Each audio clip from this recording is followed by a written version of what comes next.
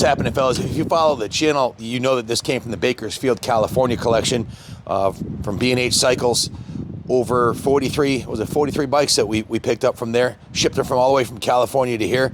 And ironically, I think this bike originally started in Connecticut because it has Connecticut Cycle Accessory stickers on it, on the swing arm, and a Cycle News magazine logo on the back, which is a Northeast publication. But in any event, this was part of Harold's Honors collection since, well, the 70s. And this was in Southern California.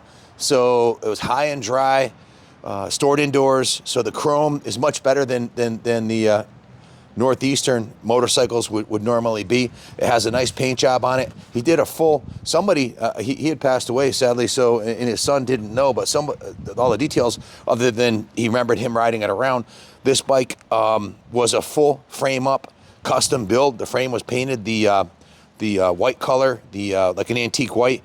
The engine cases were painted. It has a really cool custom exhaust on it. Custom rear fenders, handmade out of tin.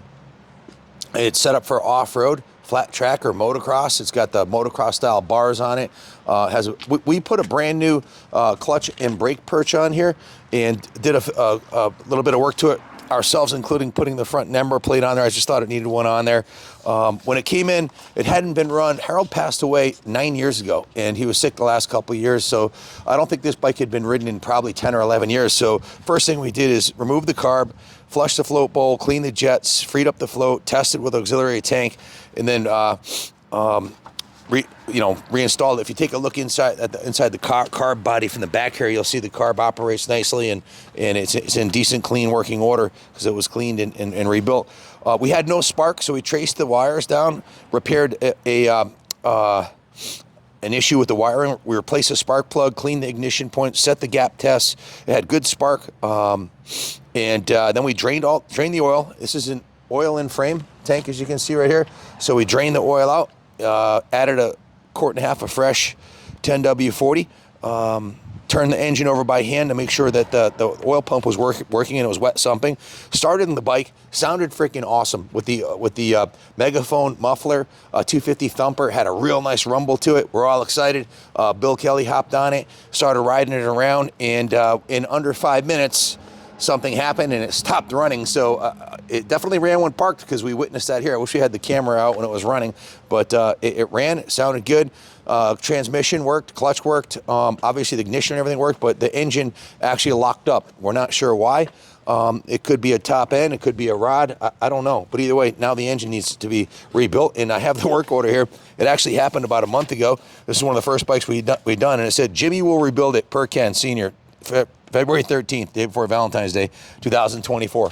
So it's been sitting here for a month, and I said, you know what? We've got a 2-year backlog. I'm not going to get to this thing for probably right before hell freezes over, so we're going to put it up for sale as it sits.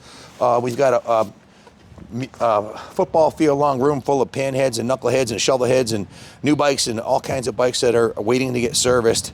So we're putting some of them up for grabs as is. This one's coming up. If you look at the sticker on the steering head here, it has a sticker from Dick's Cycle West from 401 Agostino Road, San Gabriel, California.